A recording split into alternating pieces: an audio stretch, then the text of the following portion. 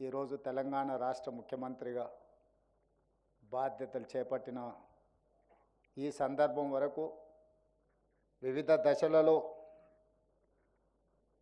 పరిచయమైన వాళ్ళు, కలిసి పనిచేసిన వాళ్ళు, మిత్రులు, ఆదర్శంగా తీసుకున్న పెద్దలందరినీ ఒక వేదిక మీద కలవడానికి ఈ సందర్భం చాలా ఉపయోగపడ్డది. అందుకే నిర్వాహకులను మనస్ఫూర్తిగా నేను అభినందించదలుచుకున్నాను.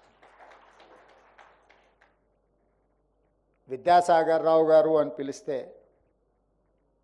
వారికి మాకు చాలా దూరం ఉన్నట్టుగా భావించాల్సి వస్తుంది.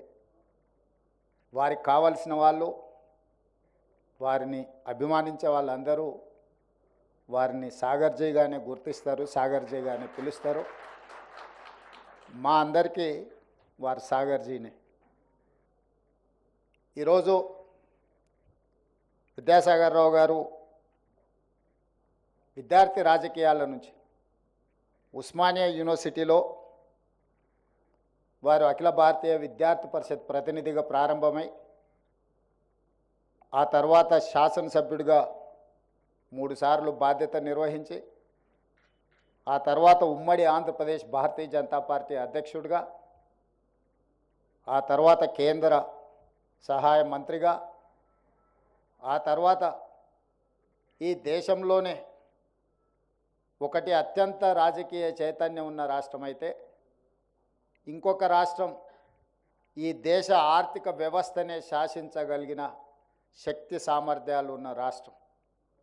2 రాష్ట్రాలకు ఉమ్మడిగా గవర్నర్గా వారి బాధ్యతలు నిర్వహించారు అంటే వారి సమర్థతను నరేంద్ర మోడీ గారు గుర్తించి వారికి మహారాష్ట్ర, తమిళనాడు గవర్నర్గా అవకాశాలు ఇస్తే 2 రాష్ట్రాలను సమర్థవంతంగా గవర్నర్గా వారు బాధ్యతలు నిర్వహించి తెలంగాణ యొక్క గౌరవాన్ని వారు నిలబెట్టినరు. నిజంగా వారి అనుభవం విద్యార్థి పరిషత్ కార్యకర్త నుంచి ఉమ్మడి రాష్ట్రాల గవర్నర్గా వారు వివిధ హోదాలు చేపట్టిన దాదాపుగా 5 దశాబ్దాలు విద్యార్థి దశ నుంచి ఈ రోజు వరకు వారు ప్రజా జీవితంలో ఉన్నారు. ఇంత సుదీర్ఘకాలం ప్రజా జీవితంలో ఉన్న వాళ్ళు ఆరోపణలు ఎదుర్కోకుండా ఈ రోజుకు సమాజం అంతా గౌరవించేంత జీవితం వాళ్ళు గడిపారంటే మన అందరం కూడా పెద్ద ఎత్తున చప్పట్లతో వారిని అభినందించాల్సిన అవసరం ఉన్నది.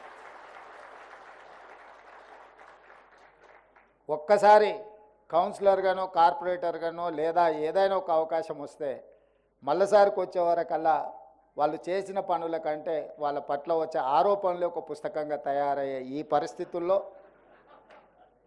5 దశాబ్దాలు ప్రజా జీవితంలో ఉండి ప్రతిపక్షాలు కూడా సిద్ధాంతపరంగా వారిని విభేదించి ఉండొచ్చు, విధానాలలో వ్యతిరేకించి ఉండొచ్చు, కానీ వ్యక్తిగతంగా వారిని ఎవరు ఎప్పుడు వ్యక్తిగతమైన ఆరోపణల విషయంలో కానీ వారి యొక్క తీసుకున్న నిర్ణయాల పట్ల ఎలాంటి ఆరోపణ లేకుండా వారు తెలంగాణ సమాజానికే ఆదర్శంగా నిలబడే రాజకీయవేత్తగా రాణించిండ్రు. ఇలాంటి వాళ్ళు చాలా అరుదు. ఈరోజు ఆనాడు ఉస్మానియా యూనివర్సిటీలో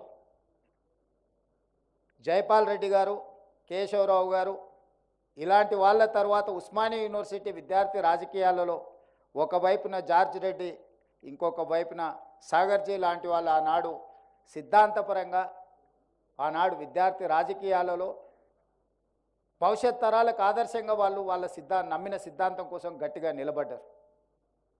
ఈరోజు ఏ యూనివర్సిటీలు చూసినా యూనివర్సిటీ విద్యార్థి రాజకీయాలు కాదు, యూనివర్సిటీ కూడా ఉనికిని కోల్పోయే పరిస్థితులు ఈరోజు మన రాష్ట్రంలో ఉన్నాయి. ఈ యూనివర్సిటీలను పునరుద్ధరించవలసిన బాధ్యత, యూనివర్సిటీ విద్యార్థి రాజకీయాలలో విద్యార్థులు పాల్గొనవలసిన చారిత్రాత్మకమైన అవసరం ఉన్నదని చెప్పి నేను ఈ సందర్భంగా భావిస్తున్నా.